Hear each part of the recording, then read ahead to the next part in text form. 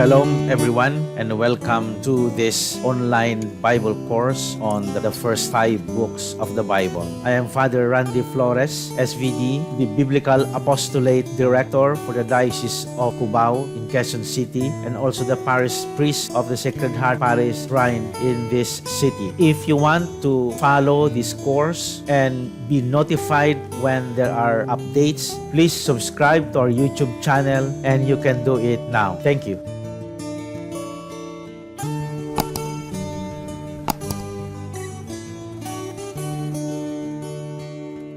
Magandang gabi po sa kanilang lahat. Shalom. Good evening to everyone. Okay, Leviticus, session number 4. First point is, huwag natin kakalimutan yung episode 1 to 3 natin to always connect yung new book that we are studying with the one with the previous book. Again, why are we doing that? Because we don't want to compartmentalize yung Biblia na chinachap natin, which is the tendency of modern people today to make it as if it is a manual book, do-it-yourself na libro. That I'm not saying that is necessarily not correct or bad. I'm not saying that. There is a value of that, pero there is also a value of seeing the book in its totality in relation with the other books. Remember, the Word of God is, as we say, inspired, and they have a so-called a unity, underlying unity, which makes us even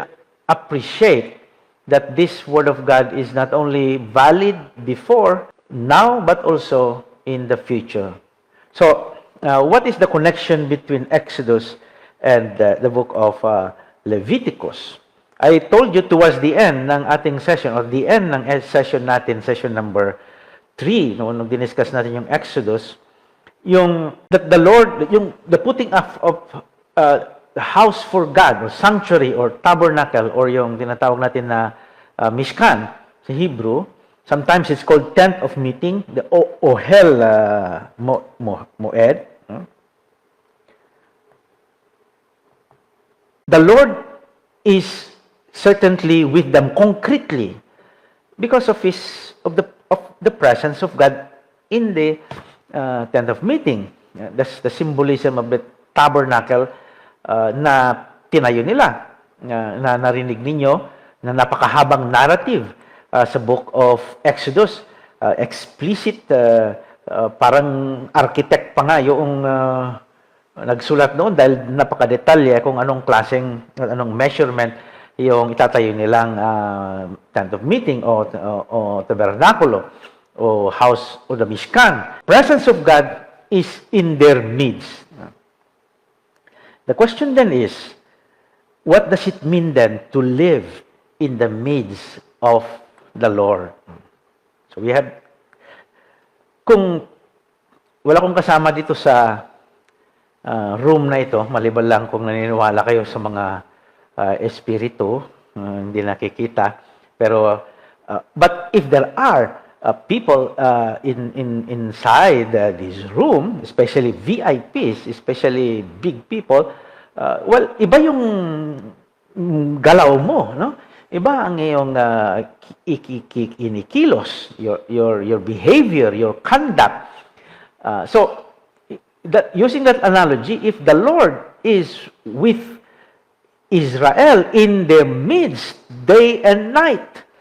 In the evening, the so-called the glory of the Lord, and then the fire, and then during the day you have the cloud, and then the house of the Lord, the tabernacle, you have the ark. What does it mean then to live in the midst of the Lord? What does it entails to be living with Yahweh? What does it entail? Well, you need an order. Internal and external. To order your life and to have an order as a group, or like Israel, the unity of the tribes, for example. What is the opposite of order?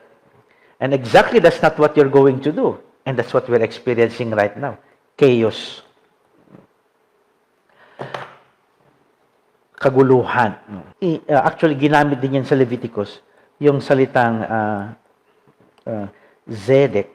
Sometimes, that is the word used for that expression, order, kaayusan. Sa tayong modern people, order ay may negative na ibig sabihin dahil nga we have an experience of tyranny and dictatorship. Ang slogan ng mga ganyang tyrants ay order, society, new order, new society. So, para bang meaning new order, ikaw ay alipin, may tyrant. But that is not, you have to think of the creation in the book of Genesis. Before creation, what was there? No? Chaos, darkness, which is a symbol of chaos. The abyss, symbol of chaos. And the same writer na sumulat yung first chapter ng book of Genesis, whose passion is order, na ang paglalalang ay actually naglalagay ng siya ng order. God is putting an order out of chaos. Will be the same writer na gagawa nitong libro ng Leviticus. So that passion to live in the midst of the Lord is to have an orderly life, orderly community. For example, there is an order inside you, maayos ang iyong kalooban, and order macroscopic, sabi nga nila, yung outside. That order inside should reflect the order outside. Kaya you would understand, for example, that they will have to organize the tribe. So, you have the tabernacle as the center, and then now the tribes. The closer you are to the tabernacle, to the presence of God, to the concrete, to the house of the Lord, may hierarchy. The more authority you have, like Moses, for example. Moses and the priest here, including Aaron, but Moses is the only one who is authorized to go to the inner sanctum, to the Holy of Holies. The priest just in the middle. So, and then you have the other Levites here. Okay, the numbers here are the numbers in the book of Numbers, yung population na ng mga tribes, which now reminds you of the theme of go and multiply. So pagdating natin ng Leviticus onto book of Numbers, hindi na lang lalabing dalawa yung nanggaling Kanaan papuntang Ehipto ng panahon ni Jose, ni Jacob and Joseph. Now you have thousands, and then you have to move from here to there, like that, from the east to the south, to west and north. So then you have here Judah, it's the panganay, and then going like this. So you see, there is order, arrangement of the encampment of Israel, which is reflected in the book of Exodus. Why the passion for such order arrangement? As I said, that reflects the presence of the Lord in their midst. There is shalom, there is peace, there is the order, there is what we call in Hebrew Zedek. We all know that Leviticus is the center of the Pentateuch. You have nasa kalagitnaan na tayo. The shortest, but the center. And if you remember yung, I think, session number 1, nung dinidiscuss natin yung overview ng Pentateuch, I mentioned to you yung balancing ng mga pagkat nila ng scroll into what we call now books. So from Genesis, Exodus, halos magka-size sila, and then punta ka sa Numbers and Deuteronomy. The shortest is Leviticus, and it is the center of the Pentateuch, which reminds us that this could be, if it is the center, an important, if not the most important part of the Pentateuch. The heart of the Pentateuch. Yung nasa sentro siya. Ano uli ang tawag sa Pentateuch sa Hebrew? Torah, law. And you have here, ang literary form na nananaig dito sa Book of Leviticus ay laws. Now, the Book of Leviticus is, as I said before, pag isang scroll yan na mahaba, na hindi mo yan hahatiin into this kind of 5 that we have now, 5 books. Part siya actually ng long narrative, no? Mahabang salaysay. At saan ang setting niya? Sinai. 1 year sa Sinai. Naandun sila. Paglabas nila ng Egypto, from Exodus 25, dumating na tayo, maalala niyo yung, after yung crossing of the sea, nasa Exodus sila, nasa Sinai, tayo sila ng tent, ng tabernacle. And then, until chapter 10 ng Book of Numbers, when they start to move again, further, closer to the Promised Land. Ang tawag dyan ng mga commentaries ay the tabernacle narrative. Sabi nila yung mahabang salaysay na yan.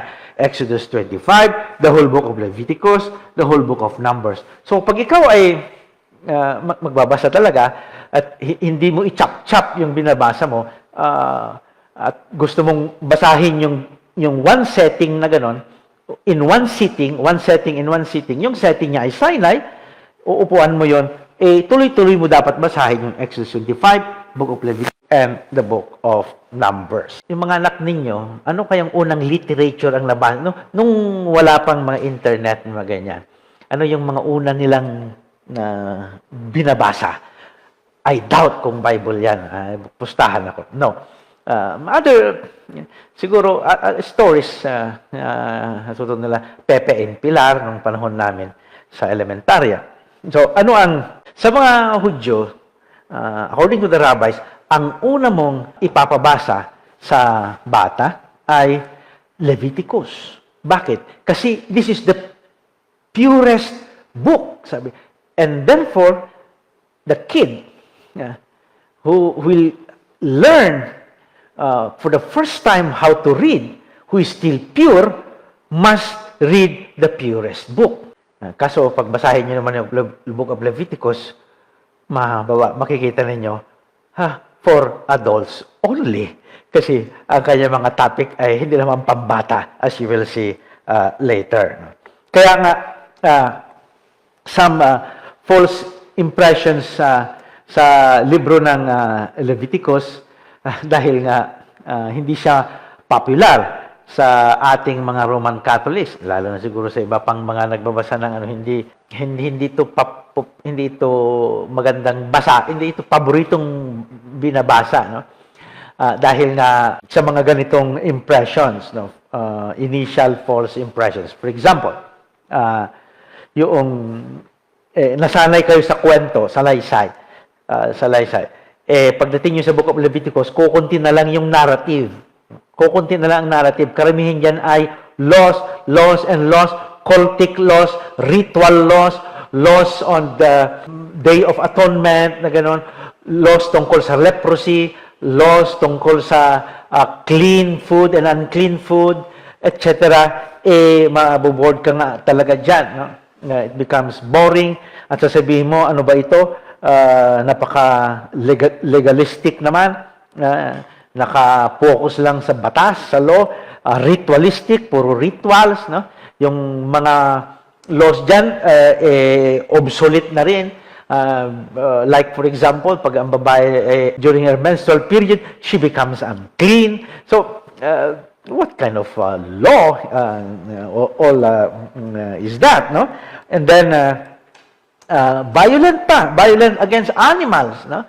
Biro mo pag binasa ko kanina uli yung Book of Leviticus to refresh myself, talaga namang pag ikaw ay has a modern mind now, especially sa mga bata ngayon na hindi naman naka-witness ng nagkakatay ng baboy o baka o kambing, they will find yung slaughtering of animals, and birds, and the sprinkling of blood as gruesome. Pornographic even.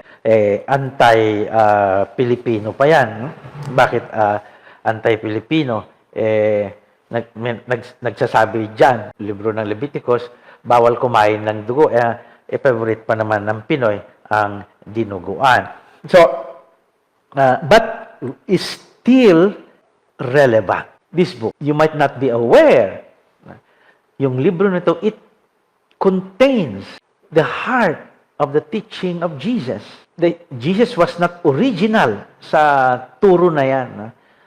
Pero kinote niya mula sa libro ng Leviticus, chapter 19, verse 18. Love your neighbor as yourself. The double love of God and neighbor. Relevance of the book.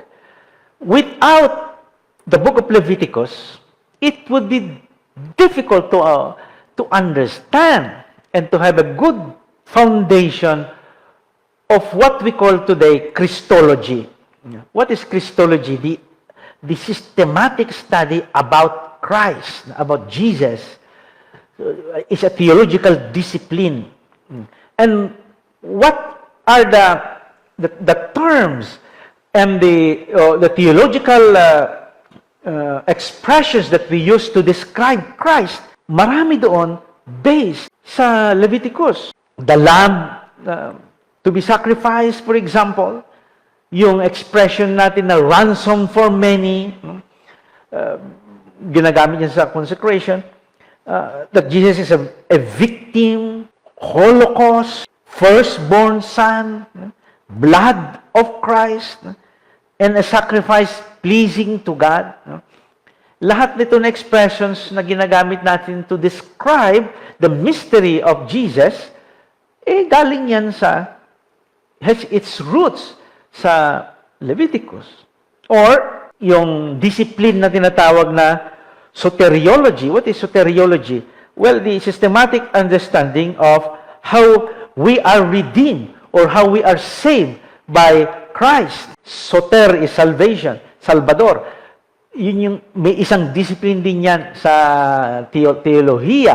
At yung expressions na ginagamit dyan to describe the way Jesus saved us, saved the world, among other things, it have its roots na naman sa Leviticus. Like the word sacrifice. Pati nga yung ginagamit natin, sakripisyo tayo. Parang may nagsabi ka isang araw, o kayong mga Pinoy, magsakripisyo na lang. Sa COVID-19, magsakripisyo. Saan nang galing yung word na sakripisyo? Of course, it's a Latin word, pero the idea of a sacrifice is none other than from the book of Leviticus. The offering, love offering, love offering. Ganun tayo minsan. We do have that idea of offering. We will discuss offerings, by the way, mamaya-maya. Redemption, atonement, yung pagbabayad salat na tinatawag natin. Atonement, ang hirap ipaliwanag yung ibig sabihin nito.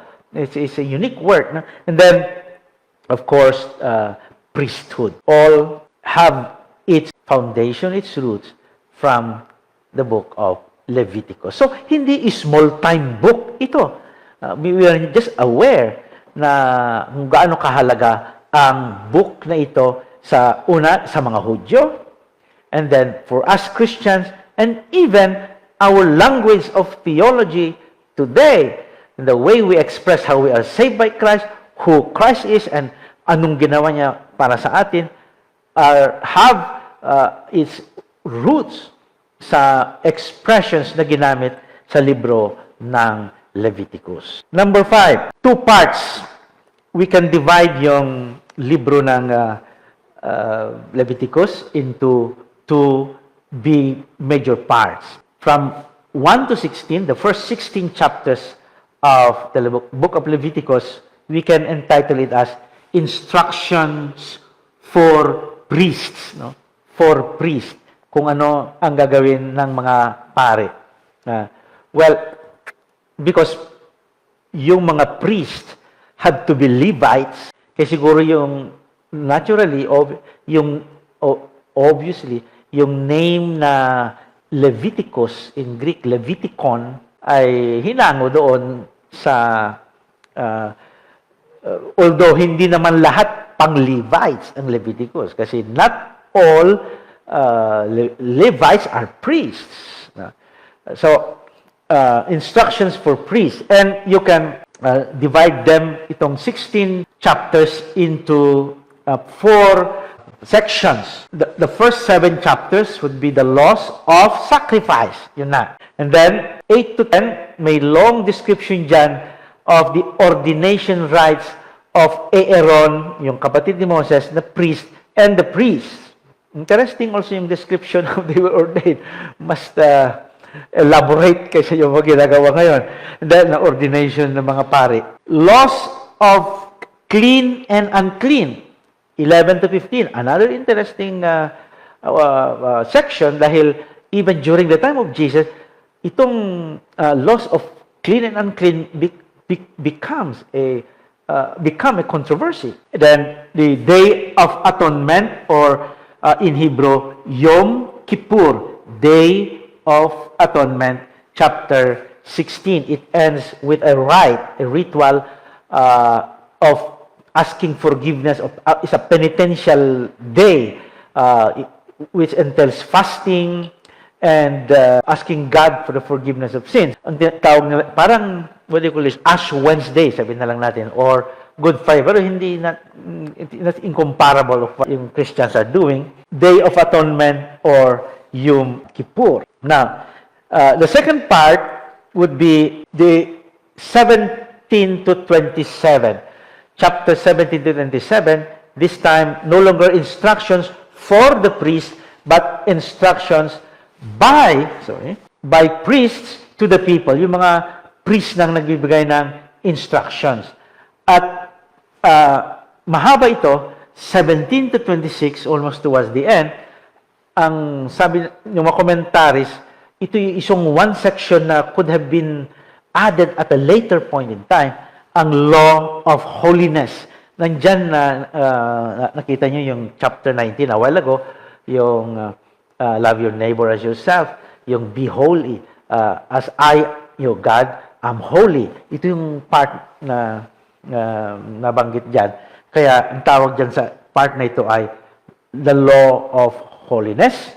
And then a chapter, which is perhaps even added at even a later point, a later period of time, yung religious vows, speech on religious vows. So, 2 parts. Let me just comment on the area, which is this one, the laws of clean and unclean, which is, of course, many questions can come from those chapters. Chapter 11, clean and unclean food. Okay? So, pagkain, dietary, of course, there are dietary rules. Sinet dito kung ano yung hayop na pwedeng kainin at hindi pwedeng kainin.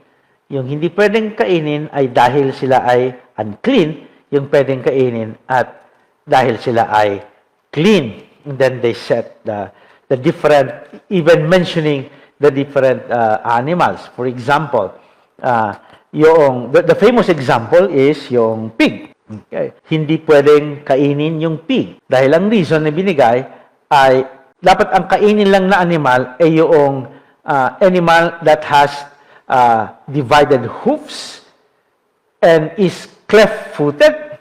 I'm now reading chapter 11, verse 3. Okay. And then, choose its cud, you may eat. Yung pig, for example, the pig, for even though it has divided hoof and is cleft-footed, it does not chew the cud, and it is unclean for you. So, then, some other animals mentioned, and then even yung mga isda, those without scales, walang kaliskis, cannot be eaten, and so forth, and so on. If you are a scholar, tatanungin nila, what criteria did they use to separate the pig from, for example, a goat? Bakit hindi pwedeng kainin yung pusit, yung shrimp, yung talangka, yung alimango, yung mudfish, yung catfish, kasi yung mudfish walang kaliskis, yung catfish walang kaliskis. Those are unclean food. So what is the criteria to set what is clean and unclean? It's a puzzle. Random lang ba yun? So it took Mary Douglas.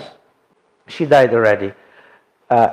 And when I was a student in Jerusalem, she was there as she had retired from the Oxford University, and she was there. And we know she was the author of that book that explained very well kung bakit unclean ito. And she explained it from the point of view of order. You remember, I said a while ago, yung Leviticus is a symbol of the Lord is in our midst. How do we behave? How to conduct? Are you going to conduct yourself? Well, umayos ka. Put an order into your life and order in the community. So, in that spirit, in that sense, also the animals must be in order. Those animals that's out of order are unclean. Kung halimbawa, yung baboy, no, out of order siya kasi yung describe na hayop na orderly, no, may order ay yung nabasa ko kanina, yung may hoofs, may cleft-footed, and chews its cud. Chews the cud. Yung baboy does not chew the cud. So, out of order siya. Yung isda, ang isda dapat may kaliskis. That's the nature of a fish. A fish na may order is may scales. Yung walang scales, out of order. So, it's from that point of view. I wish to discuss further this with you in the future. Do you know that even bat ay nabanggit na huwag nating kainin? 11:19. Yan. Dito in-enumerate kung ano yung mga winged creatures na kainin, ang clean and the unclean. Yung vultures, yung nighthawk, yung seagull, yung owl, yung then towards the end, bat. 11 verse 19. Well, then may footnote doon sa ating Biblia, ang sabi niya, several of the birds in verses 13 to 19 is uncertain, meaning the translation is not certain. Totoo po yun. Kasi minsan yung Hebrew, nahirap nang hanapin kung ano ba ibig sabihin niyan. Lalo lang yung mga ganitong flora and fauna, yung tungkol sa mga hayop ng unang panahon. Ang hirap kuhanin na yung exact translation niyan, kung bat ba talaga yun o ano. Pero it mentions, in the modern translations, bat, na huwag kainin.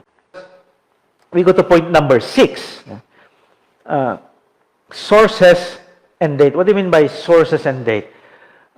Nabanggit ko noon yung Pentateuch, well, written by Moses in the sense that Moses is the inspiration, in the sense that Moses, the Pentateuch is the biography of Moses, but when it comes to authorship and the collection of those materials to form the Pentateuch, iba-ibang periods of time at iba-ibang pinanggalingan, iba-ibang traditions.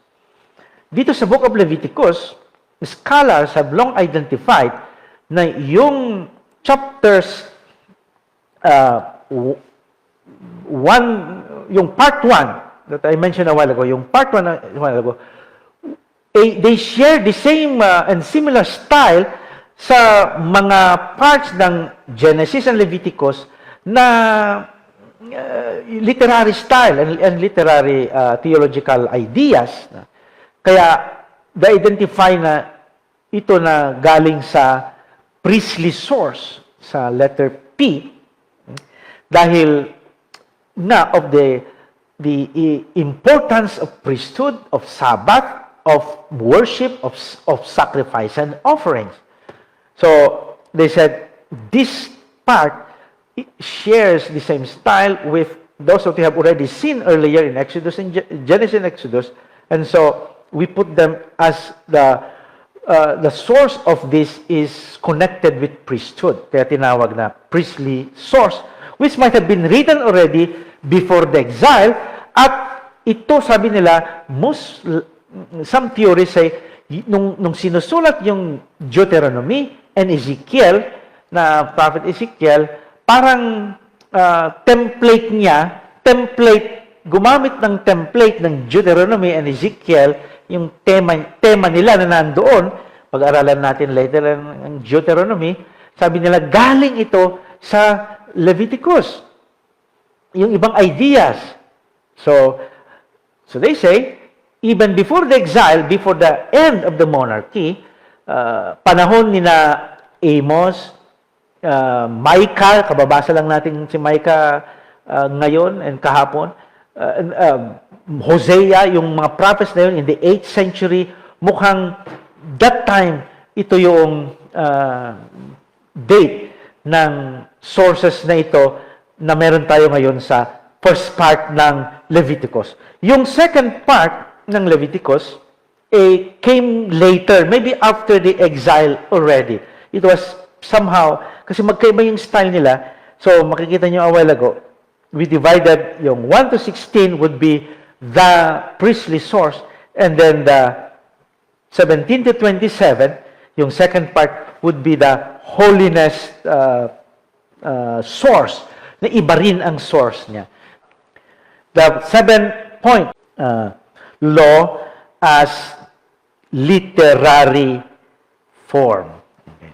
So, banggit natin noon na it's always good when we begin to study a biblical text to understand what kind of literary form is it. Di ba? Dei verbum. Number 11, di ba sabi natin, isa sa mga tanong natin, genre. Kasi nga, pag nagbabasa ka, tapos ang binabasa mo pala ay parable, and then you treat it as a real story, you have a problem. Because that is a parable. It is not a real story. Or most of the time, they have extra and extraordinary things there. No? So, you don't have to be literal sa pag-explain.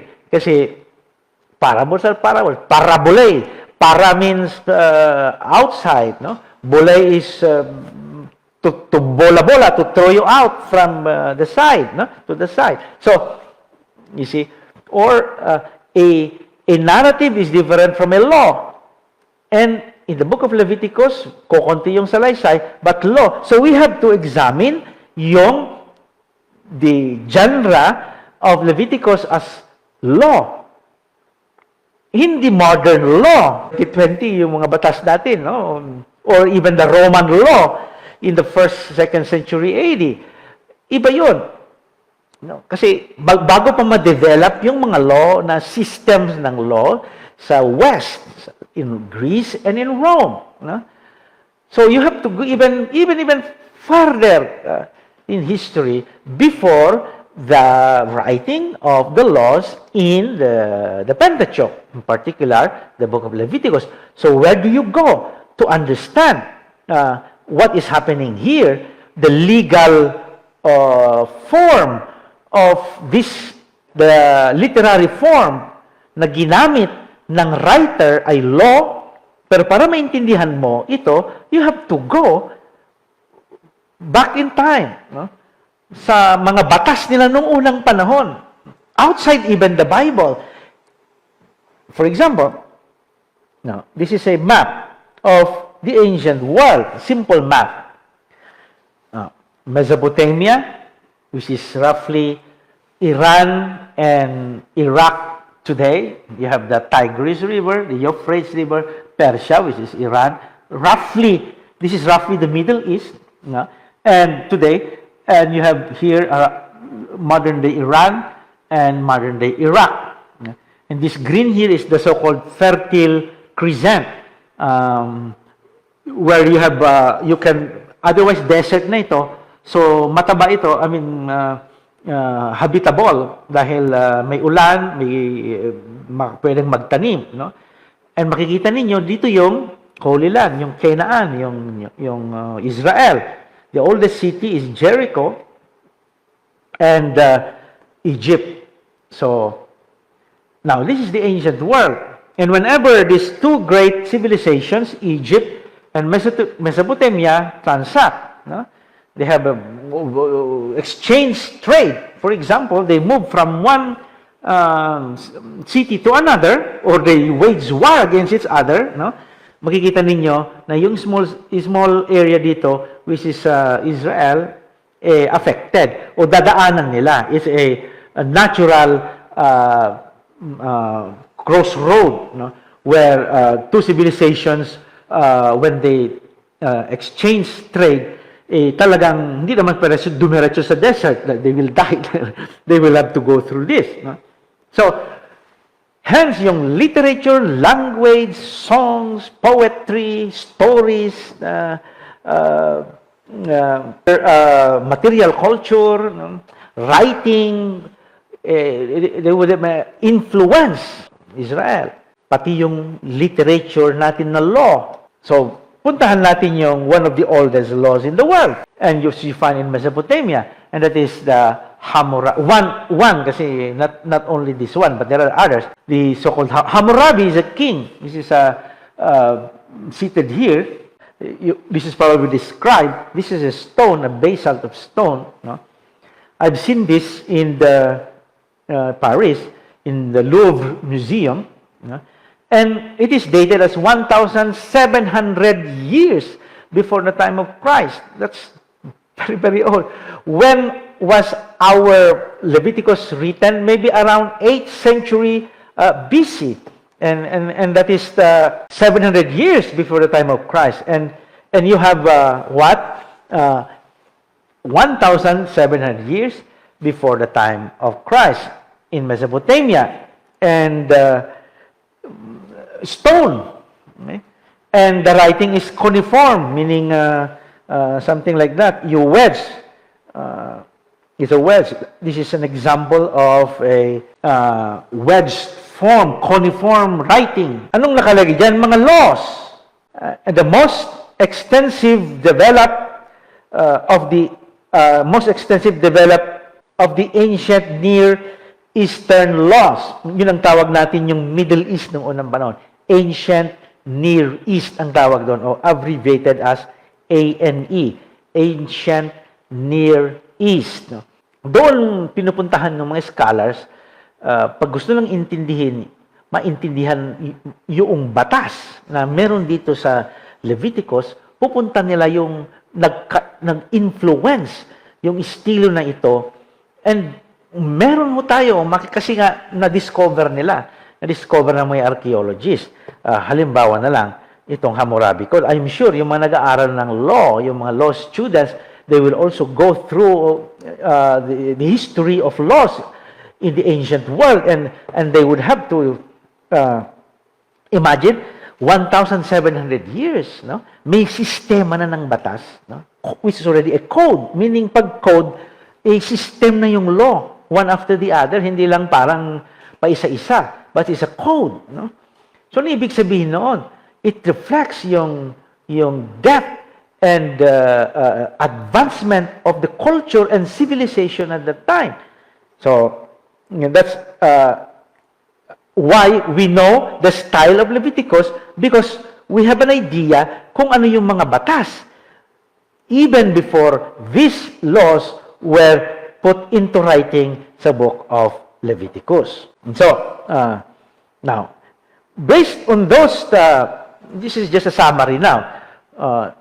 Ano ang characteristics ng mga laws sa ancient Near East? Well, ma-apply natin dito sa Book of Leviticus. Number one, a law should always be written. Bakit may unwritten ba? Marami tayong unwritten. Pag ang isang bagay ay unwritten, hindi sinulat, it's the law. Kahit pa, it's probably a wisdom saying, o kasabihan, o salawikain, but they will not have a force na batas, na law, or they have no authority. Kasi you need it to be written down. Dapat ang batas ay nakasulat. Kung hindi chismis lang yun, kailangan ng gobyerno ngayon ng mga chismoso, dahil sa tracing daw ng COVID. Pero, kaya nakita niyo yung value ng Hammurabi Code. Written. And they go hand in hand, yung civilization na pag may batas na, nadidiscover rin yung pagsusulat. So, the earliest proof, the earliest writing you can find in Mesopotamia, even earlier than here in this part of the world, or the so-called Far East, or China, or India. Yung writing, so they go together. So, yung writing was discovered or was refined because of the laws.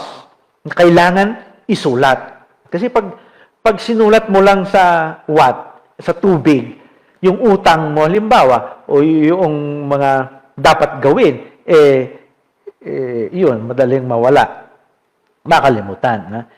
And they are not strict legislations, but literary compositions, yung characteristics ng mga batas. Hindi katulad ng mga batas natin dito, na strict legislation. Kaya nga, may expression tayo na no one is above the law. That will not apply because the laws there are more of a literary composition, sometimes in the form of poetry, or as I said before, stories. Kasi laws can be explained through stories. So they are more of a literary compositions, hindi katulad noong minememorize natin na Constitution. And the laws come from a king's reflection, yung kanyang pagninilay, wisdom, in relation to his faithfulness to the God, to his loyalty to his God or gods or goddesses.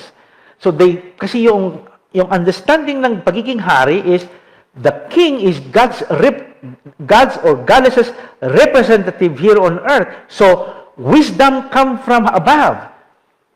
Karunungan ay galing sa taas, galing sa mga Diyos, and that is transmitted not directly to the people, but to the king. Kaya nga yung king is sometimes considered as divine because he has a connection with God, and he gets wisdom from the gods. And that wisdom is, maalaala niyo si Solomon. He prayed for wisdom instead of wealth. That dynamism, because wisdom comes from above. And wisdom is needed by the king to judge his people. So that is the law also is the king's reflection. Pagninilay niya yung kanyang karunungan na galing sa pag-o-observe niya, galing sa kanyang mismong karanasan. Kung may siraulo kang hari, good luck sa iyo.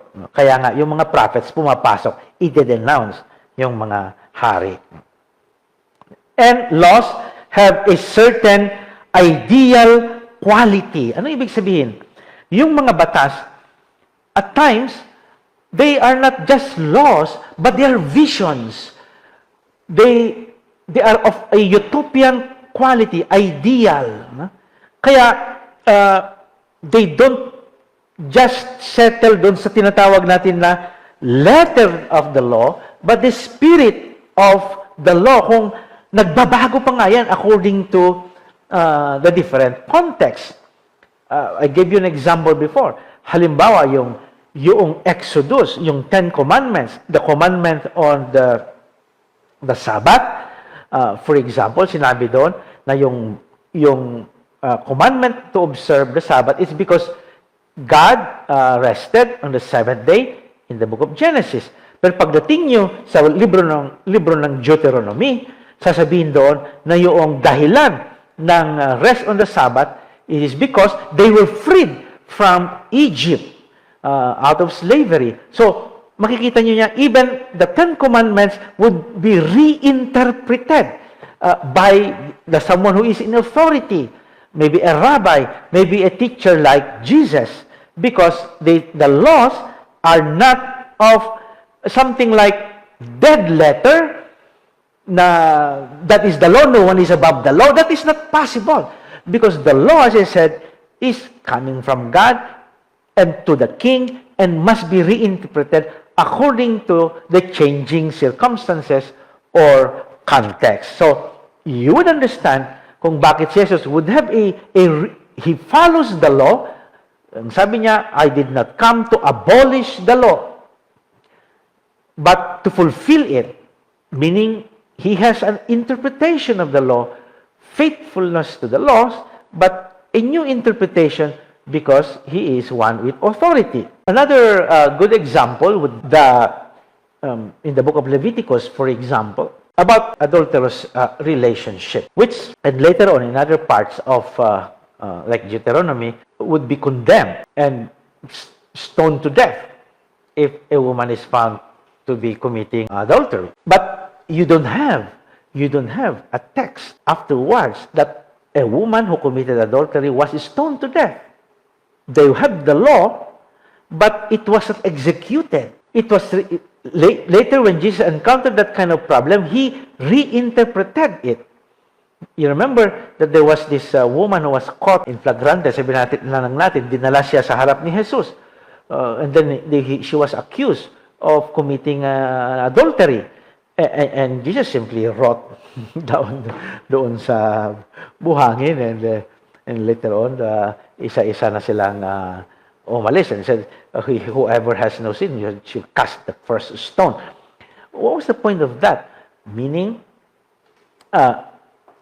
they have the law, but circumstances tell them that they must reinterpret the law and reinterpret it according to the spirit of the law, and which is, of course, the spirit of mercy, compassion, and understanding. Yung pagbasa natin ng linggo from the Book of Wisdom, basahin niyo uli yun.